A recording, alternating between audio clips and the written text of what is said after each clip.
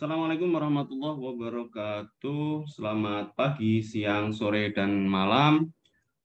Mari kita Haji Memasyo untuk materi pertemuan di minggu ke-13. Oke, ada 3 materi yang akan kita bahas, yang akan Anda saksikan di video kali ini, yaitu materi 13A tentang modul dan paket, kemudian materi minggu 13B tentang NumPy untuk dipakai di array, membuat array, kemudian 13C yaitu tentang matplot, yaitu apa itu nanti kita bahas. Baik. Kita masuk ke 13A dulu. Nah, di materi 13A modul dan paket. Oke, sebenarnya dari kata yang pertama, modul. Nah, modul itu apa? Nah, modul di Python itu sebenarnya adalah simply Python files. Ya, sebenarnya file Python biasa, ekstensinya yaitu .py seperti .py seperti file-file Python yang biasanya Anda kerjakan. Nah, cuman kalau Anda pakai Jupyter Notebook beda ya. IPYNB kalau di Jupyter Notebook. Kalau file Python yang aslinya, kalau Anda buat program, ekstensinya itu .py. Lalu, jadi modul itu ya kalian buat satu file Python baru dengan fungsi tertentu. Nah, biasanya modul ini dibuat untuk nantinya dipakai di aktivitas Python lainnya. Di situ untuk memakai di file lain, biasanya Anda akan memakai import, command import. Nah, kalau Anda pernah pakai biasanya import untuk Selenium ya kemarin ya.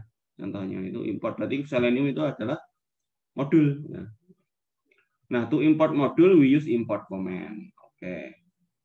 Nah, untuk ngecek full list dari built-in modul di Python, Anda bisa melakukannya. Nanti kita lihat habis ini ya. Nah, contoh di sini kita akan memakai modul URL lib request.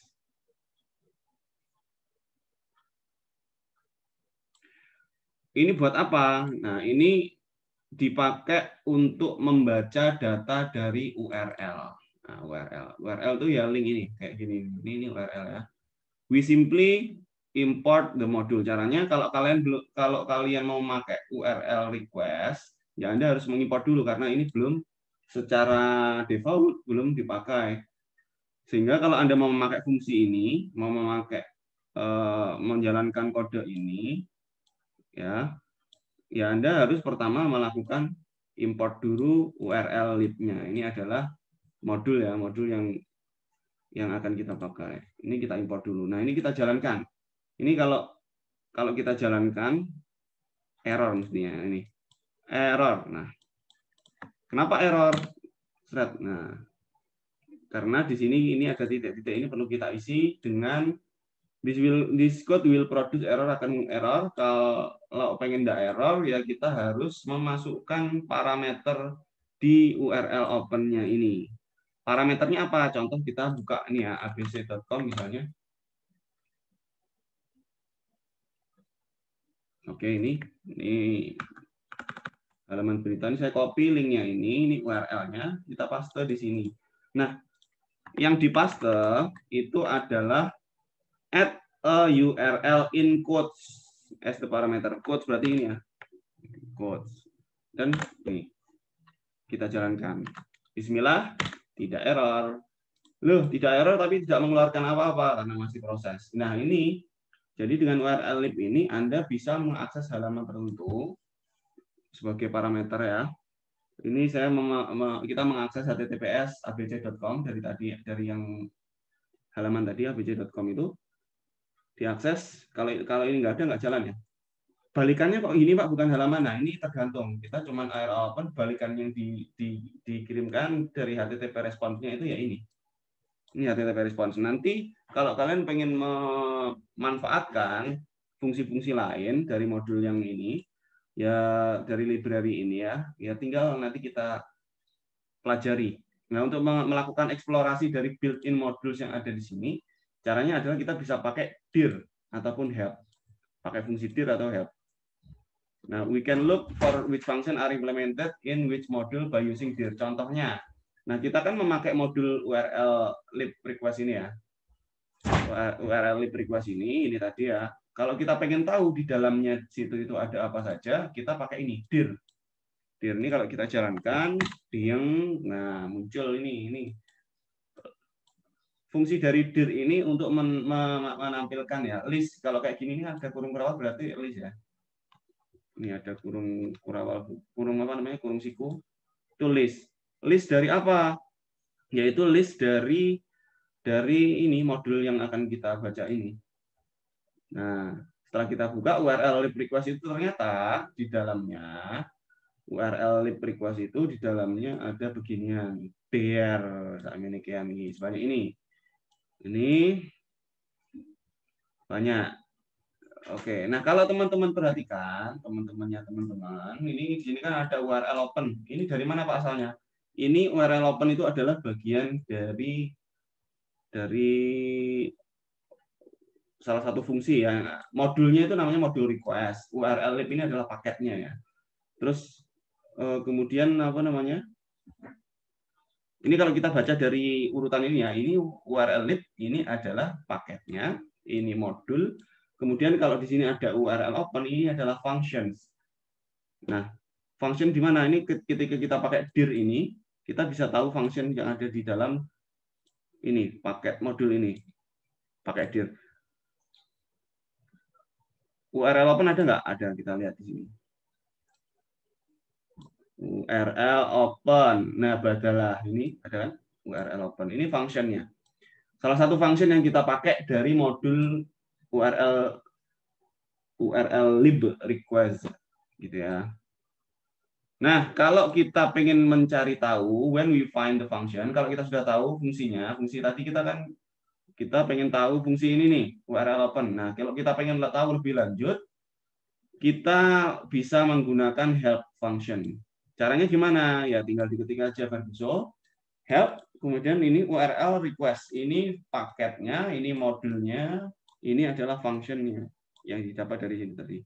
Ini kalau kita jalankan, dan ya muncul ini.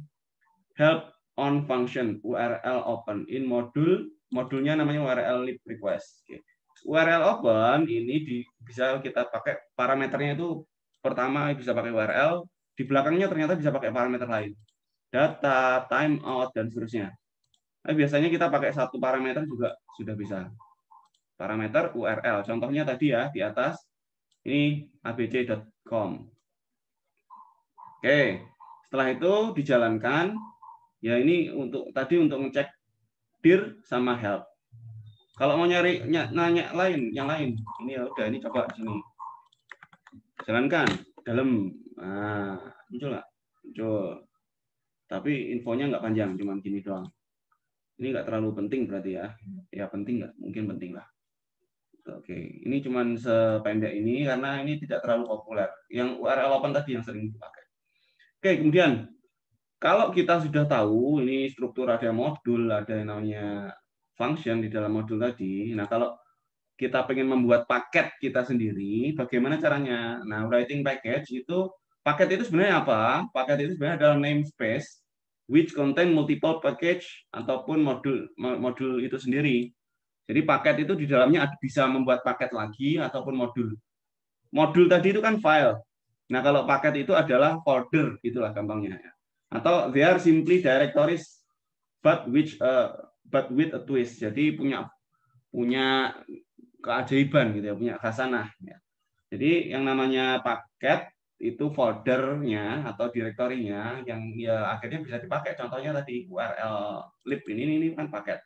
Berarti nanti ada folder URL lib di dalam direktori Python Anda. Kemudian, nah di dalam sebuah paket atau direktori tadi ataupun folder must contain special file, harus ada satu buah file yang wajib yaitu nih __ init __py. Nah, ini harus ada. Walaupun wajib tapi di dalamnya nggak wajib ada isinya, bisa kosong. This file can be empty. Kalau empty itu mengindikasikan direktori yang tadi itu adalah berisi Python paket dari Python gitu. Oke. Jadi intinya adalah kalau kita melihat di contoh ini tadi, ini tuh paket, ini modul, ini function. Di dalam URL request ini ada banyak function. Oke. Nah, kemudian if we create folder atau directory namanya foo, nah berarti foo ini adalah ini paket. Foo ini berarti adalah packet. Foo ini adalah paketnya. Kemudian which mark the package name, ya, berarti ini paketnya. Lalu kita bisa membuat modul di dalamnya dengan nama bar, berarti ini paketnya foo, bar ini nama modulnya. Oke, nah di dalam paket foo ini kita jangan lupa naruh ini tadi ya, wajib sifatnya. Nah, lalu untuk memakai bagaimana caranya? Cara memakainya kita bisa pakai ini, import foo.bar. Berarti foo adalah paketnya, bar adalah modul, sama kayak ini tadi. Ini tadi kan kita URL request, berarti ini paket, ini modul. Begitu? Oke. Suara saya masuk ya? Masuk. Terus, nah ini contoh. Jadi kalau Anda itu nanti mengimport foo.bar, berarti Anda mengimport dari paket foo, modulnya bar. Atau kita bisa pakai cara from foo import bar. Artinya dari folder atau directory atau paket yang namanya foo, kita mengimport modul bar. Karena bisa jadi ada modul yang lain selain bar ini. Misalnya selain bar ada modul bar misalnya, atau bar 2 gitu ya. Ataupun bar 3, bar gitu. In this first method, we must use the foo prefix. Jadi kalau kita pakai metode yang pertama ini, Anda harus nulis lengkap foo.bar gitu ya. Foo prefix whenever we access the module bar. Nah, tapi kalau kita pakai metode yang kedua, kita nggak perlu manggil-manggil foo lagi. Karena udah cukup barnya itu udah terdefinisi, terdeklarasi. Oke. Oke, lalu ini untuk init PY, Anda bisa juga pakai untuk menentukan modul dari paket untuk ekspor SD API itu sebagai apa namanya, sebagai API-nya. While keeping other modules internal. Jadi di lain sisi tetap memperhatikan modul lain dengan melakukan overriding all. Nah, seperti ini contohnya. Oke, nah itu untuk 13A. Kalau ada pertanyaan, simpan dalam hati atau nanti dicatat lalu bisa ditanyakan di grup. Karena ini kita asinkron ya. Exercise. Nah, ini exercise. Ini tidak perlu Anda kerjakan. Yeay, selamat. Baik. Saya lanjut 13B sekarang. 13B. 13B ini adalah getting started with NumPy. Lalu apalagi ini NumPy? Ya, NumPy ini adalah kalau Anda lihat di sini jeler. Nah, ini berarti ini adalah library tambahan yang akan Anda pakai. Ini modul ya, modul tambahan yang akan Anda pakai untuk melakukan membuat array salah satunya. NumPy arrays are great alternative to Python list. Oke, array itu apa sebenarnya? Nah, Anda kalau belajar bahasa C Anda akan kenal yang namanya array. List itu cuma ada di Python. Nah, cuman secara bentuk array itu sama list hampir mirip, punya kesamaan. Salah satunya kurung sikunya ini ya. Ini namanya apa? Head ini. Nah, ini head ini ada variabel. Di dalam variabel ini kita menyimpan list of data. With nama variabel kita menyimpan list of data. Oke. Nah, array sebenarnya di bahasa C itu ya bentuknya seperti yang ini, seperti ini. Oke. Nah, tapi di Python itu tidak ada secara default yang namanya array. Terus gimana dong Pak kalau nggak ada? Nah, karena nggak ada array itu, nggak ada array, maka kita akan memanfaatkan yang namanya NumPy. Oke. Oke. Karena kita pakai NumPy itu berarti ya pihak ketiga ya, third party, maka kita perlu mengimport the NumPy package. Berarti NumPy package and create NumPy arrays out of the newly created list. Jadi kita akan memakai NumPy ini untuk membuat list array, NumPy array dari list yang kita punya di sini. Oke, caranya gimana? Ya udah kita definisikan dulu apa listnya. Ini kita buat dua list, ini dengan ini, kemudian kita import NumPy. Ini saya hapus dulu lah supaya Anda tidak bingung. Oke, jadi import NumPy. Setelah kita import NumPy, ini ada S ya. Import NumPy SNP ini kita singkat supaya kita nggak manggil di sini NumPy terus kepanjangan ya, maka terus saja NP. Atau Anda kalau mau singkat yang lain juga boleh. Singkat pakai nama lain boleh, nggak harus NP. Misal bola kemenangan. Nah, tapi ini singkatannya kepanjangan.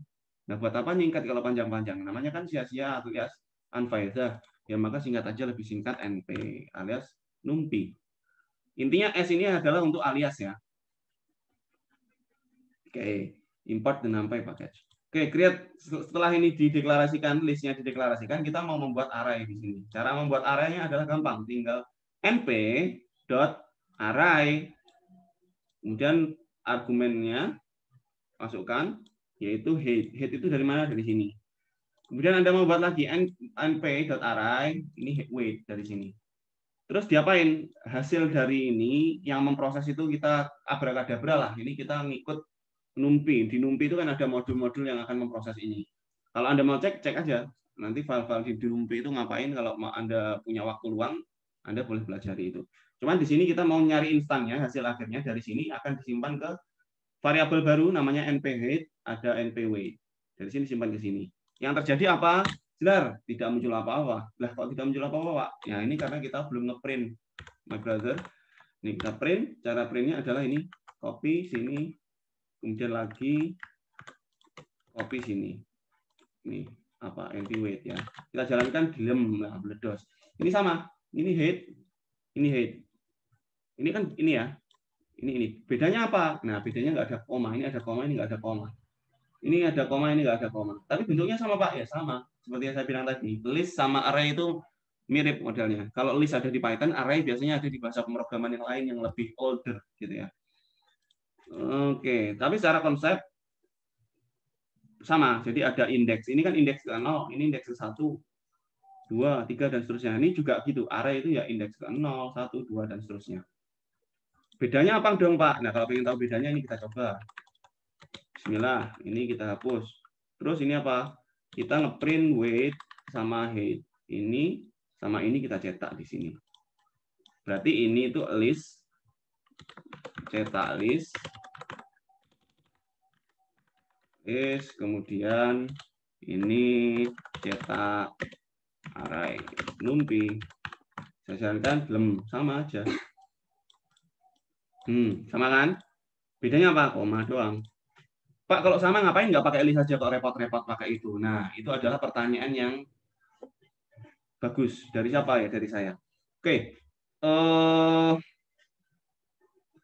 Sebelum kita lanjut, sebelum saya jawab pertanyaan dari saya tadi, ya, bedanya ini apa fungsinya kalau mirip ini ya, bentuknya mirip, terus ngapain kita perlu repot-repot mentransformasikan dari list ke array, arraynya NumPy. Kita jawab setelah itu. Cuman untuk mengeceknya seperti biasa, Anda bisa ngecek ini type, print type height. Tipenya apa? Ini tipenya kalau kita lihat, nah, kelas NumPy. Nah, kalau Anda pengen tahu tipe dari height yang biasa, ini apa? Nah, ini tadi kelas ini list, ini NumPy array, nd array. Berarti kalau ini tuh array, ini list. Ini Anda bisa cek seperti biasa pakai fungsi type, tipe. Oke, saya lanjut ya. Lanjut. Oke, element wise calculation. Jadi, kenapa kita perlu memakai array NumPy? Karena kalau pakai list itu kita nggak bisa melakukan element wise calculation. Element wise calculation itu adalah kita mengkalkulasi data-data yang ada di dalamnya secara langsung ya, langsungan. Contoh di sini kita membuat calculate BMI. BMI itu apa? Sebelum masuk ke sini ya. Now we can perform element wise calculation. Jadi kita bisa melakukan kalkulasi dari height atau weight dari data array tadi tanpa harus mengudari, tanpa harus memecahkan ke variabel yang terpisah-pisah. Ini kita lihat contoh di sini np-weight, np-height ini adalah ini tadi ya, data di sini ya, np-weight, np-height. Berarti ini adalah array, ini array NumPy ya. Data yang ada di dalamnya ini kan list ini tadi panjang, dan list ini tadi panjang. Nah, tapi kok bisa dibagi, apakah bisa kita kalkulasi ini, kita bagi, kemudian kita kalikan, kita pangkatkan 2, apakah bisa? Jawabannya adalah kita cek. Ini. BMI, kalkulasi ini, BMI disimpan di BMI ini BMI. Dicetak di sini. Nah, kita cek BMI ini apa tipe datanya ya. Type.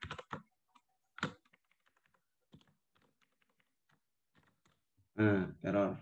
Type BMI. Kurangnya. Oke. Nah, ini berarti BMI ini adalah array juga. Ini array bagi ini, pangkatkan ini array juga ini. Sehingga ini array. Ketika ini array, ya sudah, yang dicetak juga adalah array ini. Nah, Pak, contoh, cobalah Pak kalau gitu. Saya nggak percaya dengan itu semua. Saya akan mencoba untuk mengkalkulasi BMI list. BMI list ya. Ini pakai. Maksudnya apa nih? Weight sama height ini tadi kan list ini. Oke. Kan sama nih, sama bentuknya kayak gini. Ini kali 2 nya, dipangkatkan 2. Terus ini berarti BMI list. Ini berarti BMI list. Saya cetak dia. Nah, nggak bisa, Ferguson. Error dari 9 ini error. Unsupported operand. Jadi Anda nggak bisa memangkatkan ataupun membagi dari ini. Ini ya. Baris ke-9 tuh ini. Nggak bisa nih. Maka kalau Anda pengen melakukan kalkulasi-kalkulasi tadi tanpa harus memecahkan isinya, tanpa harus menjabarkan isinya, Anda cukup pakai array saja. Jadi hasilnya langsung keluar ini. Ini saya hapus. Langsung nih. Ini dapat dari mana, Pak? Ya ini perkalian ini tadi. Pembagian nih. Pembagian kemudian dipangkatkan 2. Alias ini BMI ya. Berarti ini hasil BMI-nya. Oke, udah. Nah, setelah itu, selain Anda bisa melakukan kalkulasi secara elemen, Anda juga bisa melakukan formatting, melakukan pengaturan subset yang ada di dalamnya. Nah, another great feature dari NumPy Array adalah ability to subset. Subset itu berarti ya himpunannya ya, bagiannya ya.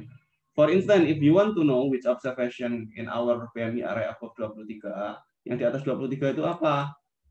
Kita bisa ngecek itu, mencari tahunya. Ini saya hapus dulu. Ini saya jalankan. BMI itu hasil yang ini tadi ya. Yang lebih dari 23 kita cek. Ya. Nah, true semua. Ini berarti di atas 23, true. Di atas 23 semua. Kalau kita cek yang di atas 25, nah ini false. Ini 23 ya. True, false. Jadi bisa kayak gitu. Nah, kalau Anda pengen mencetak, pakai ini. BMI lebih dari 23 misalnya. Nah, ini kecetak semua. Tapi kalau lebih dari 25, nah yang kecetak cuma sebagian. Artinya Anda bisa dengan memanfaatkan ini tuh bisa ngambil list-list yang Anda perlukan saja. Oke. Di penghujung 13B ada exercise. Ini adalah pekerjaan yang perlu Anda lakukan. Ngapain? First, convert the list of weight from list NumPy array. Jadi Anda, ini list. Ini list ya. Anda convert menjadi array di NumPy, kemudian Anda membuat ini NP weight LBS from NP weight KG. Anda ikutin aja instruksinya di sini. Ini Anda kerjakan sebagai tugas 1. Oke. Kemudian jadi untuk 3 minggu 13 ini ada 2 tugas. 3 tugas exercise dari 13B dan satu lagi nanti dari 13C. 2 tugas itu nanti Anda submit di learning. Keterangannya sudah saya bagikan juga di learning. Jadi cukup 2. Nih sekarang di array kalau ada pertanyaan Anda simpan, nanti boleh ditanyakan di grup. Oke, selanjutnya 13C. Minggu 13C Anda akan memanfaatkan library lagi yang namanya Matplot. Nah, Matplot ini adalah salah satu dipakai untuk menampilkan salah satunya chart kayak gini ya. Ini kayak kalau di ada yang namanya MATLAB, biasanya ini yang paling populer itu pakai MATLAB, tapi bahasanya bukan pakai Python. Nah, kalau di Python Anda pakai Matplot ini. Oke. Terus apa yang kita lakukan? Kita ambil contoh di sini. Yang kita perlukan adalah kita import seperti biasa matplotlib. Ini berarti adalah paketnya, ini adalah pyplot, adalah modulnya. Kita simpan sebagai PLT. Nah, berarti ini sepanjang ini kita simpan sebagai PLT. PLT. Nah, ini supaya Anda nggak perlu manggil panjang-panjang kayak gini. Oke, jadi ini yang sebenarnya inisiasi awal. Terus ini persen matplotlib inline ini buat apa? Ini kalau Anda nanti pakai Spider atau pakai Visual Code atau pakai Notepad atau pakai eksekusi yang di command line, ini nggak perlu pakai matplotlib inline di depannya ada persen ini, Anda nggak perlu pakai. Ini hanya Anda pakai ketika Anda pakai notebook ini ya, pakai Jupyter Notebook. Oke, sekarang kita jabarkan apa yang terjadi di sini. Yang terjadi di sini sebenarnya adalah import matplotlib pyplot ini adalah kita mengimport library untuk membuat chart ini salah satunya. Terus PLT ini punya fungsi yang kita pakai adalah untuk plot. Nah, plot untuk apa? Ini 1 2 3 4 ini adalah X atau Y-nya. Elemen X atau Y-nya itu 1 2 3 4. Berarti ini apa namanya? Kalau Anda ini kan ada X ya. Nah, X-nya itu 1 2 3 4. Kemudian plt.ylabel itu adalah untuk memberi label. Misalnya ini some numbers. Di sini ada muncul kan? Nah, itu karena Anda membuat label. Kalau Anda mau membuat label lain, X label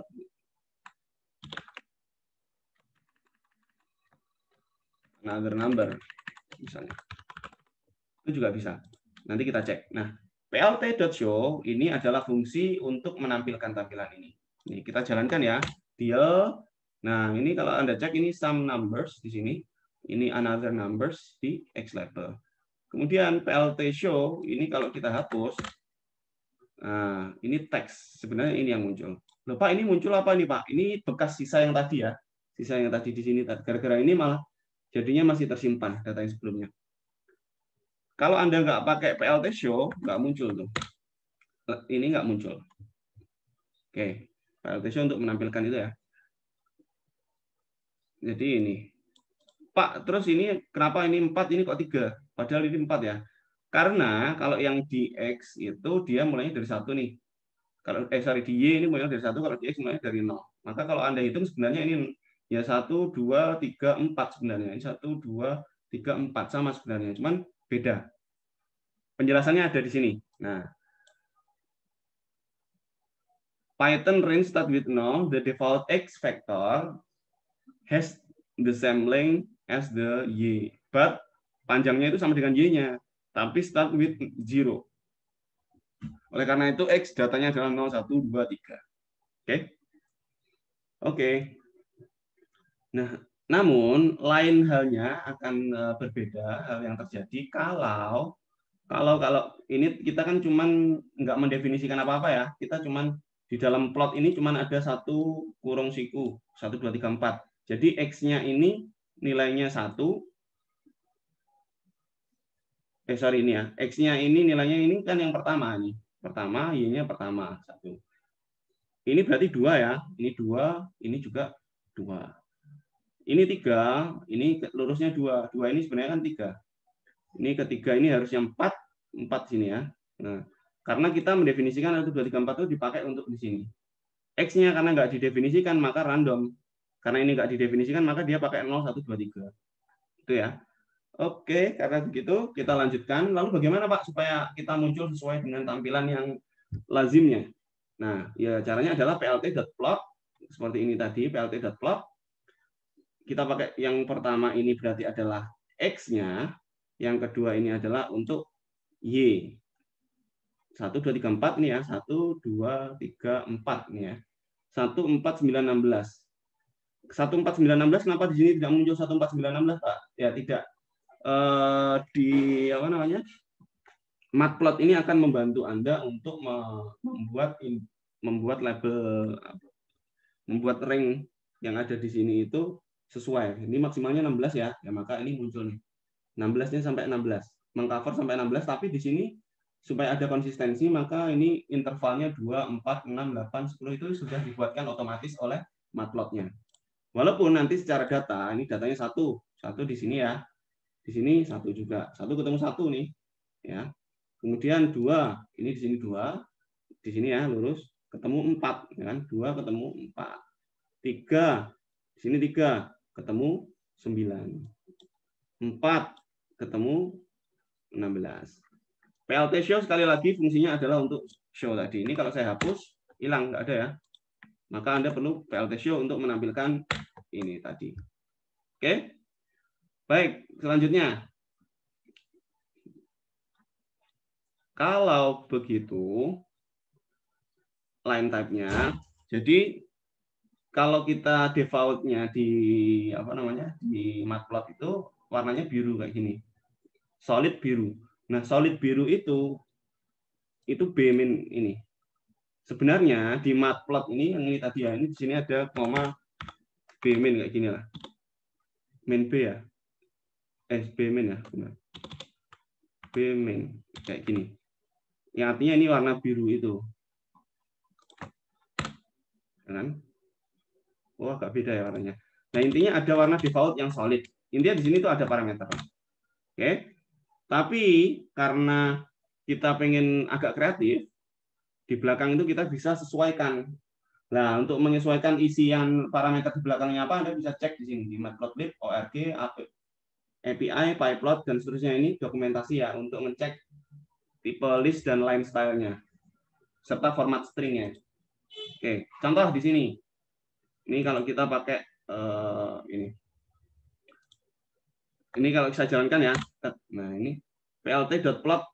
Ini kan 1 2 3 4 1 4 9 16 ini kayak ini tadi ya. Ini warnanya biru, kalau ini warnanya titik titik titik gitu ya. Seret. Pak, tapi kok beda? Ini kok beda, ini 16, ini 4. Nah, kalau ini kok 20, ini 6. Why? Kenapa, Pak? Nah, ini karena kita memakai command axis. Oke, axis ini adalah dipakai untuk menentukan aksesnya sebagai viewportnya. Di sini kan nggak ada ya dot axis. Jadi viewportnya ini 16 dan 4 ini default didesainkan oleh matplot.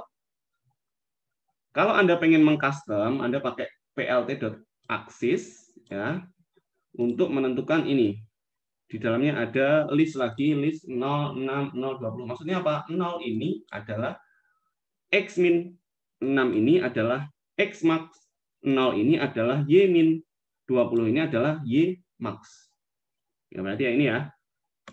Makanya ini 0. X paling kecil itu 0, X paling gede adalah 6. Ini ya, 06. X, Y paling kecil 0, Y paling kecil 20. 0, 20. Nah, ini Anda bisa tentukan pakai ini, plt.axis. Dan jangan lupa, yang paling penting adalah plt.show. Nah, muncul ini. Oke, jadi ini untuk menentukan axis, viewport-nya, ini untuk menentukan RO-nya.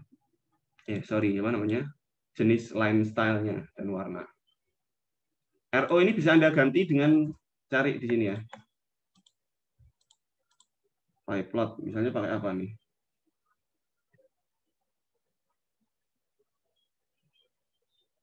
Anda cari sendirilah ya. Yang lain-lain. Oke, kemudian NumPy arrays. Jadi kan sebelumnya tadi kita sudah membahas mengenai array pakai NumPy. Nah, di matplot ini kita bisa memanfaatkan NumPy array ini.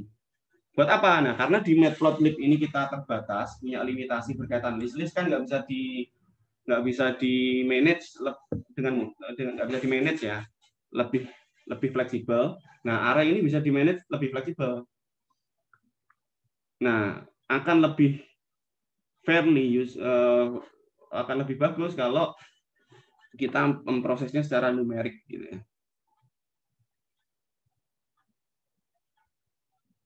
Karena list itu kan sebenarnya dia nggak bisa memproses numerik gitulah ya. Kalau di NumPy kita bisa membuat array yang bisa diproses secara numerik, jadi bisa ada perhitungannya.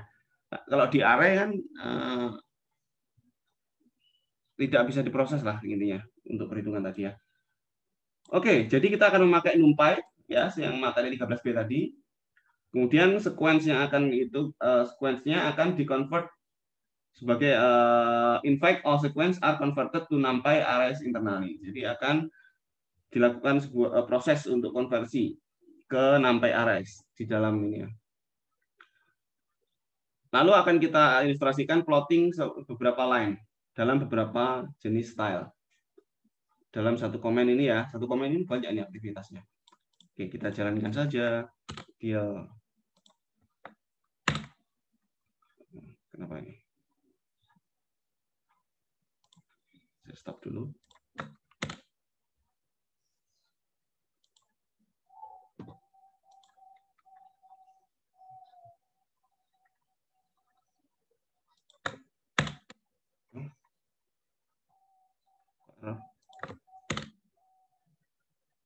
Okay, something went wrong. Let me restart the Jupyter. Oh, keyboard saya yang mati ternyata. Nah, Jupyter. Ini tadi ya. Oke, karena keyboard saya mati, saya pakai. Ini kita jalankan. Oke. Munculnya apa nih? bla bla bla, figur size 640. Saya jalankan dari awal dulu lah kalau gitu. Ini matplot ini udah 1, 2, 3. Ini muncul gini kenapa? Kenapa itu tadi muncul? Karena ini belum tereksekusi ya. Ini harus dieksekusi dulu matplotlib line-nya. Kalau nggak muncul, cuman muncul kayak gitu tadi ya. Sekali lagi kayak begituan tadi, ini hanya berlaku Anda pakai di Jupyter Notebook ya ini. Kalau nggak pakai Jupyter Notebook, Anda pakai slider, saya rasa nggak perlu.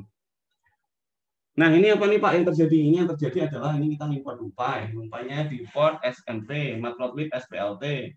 Kemudian T sama dengan np.arrange 0,5.0.2. Ini np.arrange. Ini adalah create a sample numpy array filled with evenly sample time at 200 millisecond interval. Ini untuk otomasi ya. Di apa namanya? Di NumPy itu ada aktivitas untuk melakukan arrange. Ini buat arrange itu ngapain? Anda cek pakai dir kemudian pakai help tadi ya. Anda cek untuk mengetahui fungsi dari arrange ini buat apa. Nah, intinya adalah kita akan membuat sampel, kita akan membuat array sampel ya, yang isinya adalah di timestamp 200 millisecond interval. 200 millisecond itu dari mana ini, Pak? 0,2 ini. Oke. Terus 5 ini, Pak, 5 ini panjangnya ya, ukurannya. Datanya. Kemudian 0, nah, ini kenapa kok ada 100 ya? Ini karena dari kalau kita pakai 200 millisecond, kemudian Anda mau nyari 200 millisecond sampai 5 ini ya otomatis ini akan ada kumpulan array itu. Atau kalau mau kita cetak dulu lah ini ya. np print. Oke. Apa sebenarnya ini? Ini ya sebenarnya 0, mulainya dari 0, kemudian ada 0,2, 0,4, 0,6 dan seterusnya sampai 4,8. Oke, jadi ini datanya. Terus ini kan yang T-nya ya. Lalu di plot itu, ini plotnya kok ada 100 ini kapan nih? Ini kita membuat datanya dulu dari data awal itu kita mau plot PLT plot T. T ini berarti ini ya data ini masuk ke sini. Kemudian koma T berarti ada data T lagi. Berarti ada beginian jumlahnya ada 2. Cuman bedanya adalah di sini ada R min ini berarti untuk ngecek ini ya. Apa namanya? Untuk jenisnya ini min BSG ini kan Anda kalau Anda ganti tadi yang kayak tadi ya RO ya. Nah, ini bunder-bunder nih. Barusan apa ya? Yang ini berarti yang paling bawah itu ya, merah. Ini berarti garis putus-putus ya, R min. BS itu berarti yang atasnya ini. Blue sapphire mungkin ya. G itu mungkin yang green ini ya. Green segitiga. Mungkin gitu ya. Oh, blue square kayaknya ya BS itu. G itu mungkin green segitiga ini ya, triangle. Terus datanya adalah yang ini. T berarti yang ini T. R ini ya. Kemudian kalau ini T pangkat 2. Ini berarti yang di sini itu pakai T tapi ini pangkat 2, makanya ini agak naik ini ya. Nah, kalau ini T pangkat 3 maka naiknya ini signifikan. Ya. Berarti ini hanya dengan satu matplotlib ini X-nya, ini Y-nya, ini apa nama line-nya, ini X-nya, ini Y-nya, ini line-nya, tipe line-nya, ini X-nya, ini Y-nya, ini tipe line-nya. Oke, lalu PLT show untuk menampilkan ini semua. Dan kira-kira itu yang bisa saya sampaikan. Tugas Anda yang kedua, 13C ini ada exercise di penghujungnya. Anda kerjakan ini, ikuti instruksinya. Kemudian yang Anda perlu, yang Anda lakukan adalah Anda learning if.poly gimana? .polyBottom.id.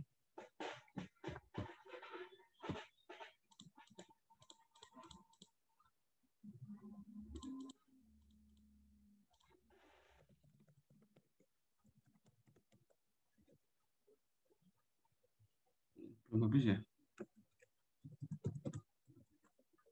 Di sini, jadi tugas, nah, tadi kan ada tugas ini ya, yang A, B, tadi ada 3 materi, A, B, C, tugasnya cuma yang ini saja. 13B exercise ini dan 13C exercise. Itu Anda kerjakan, kemudian Anda submit di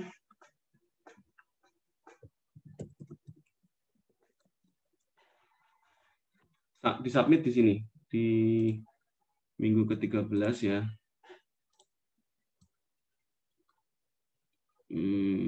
Mana sih?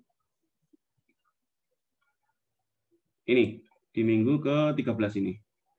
Minggu ke-13 ini Anda submit tugasnya nih, submit 1 buah file. Jadi Anda buat 1 buah file IPYNB aja.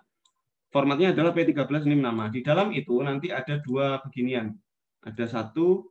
Maksudnya ada 2 pekerjaan ya, ada 2 code, ada 2 code block. 2 code blocknya adalah untuk 2 tugas exercise yang ada di file materi 12B dan 12C.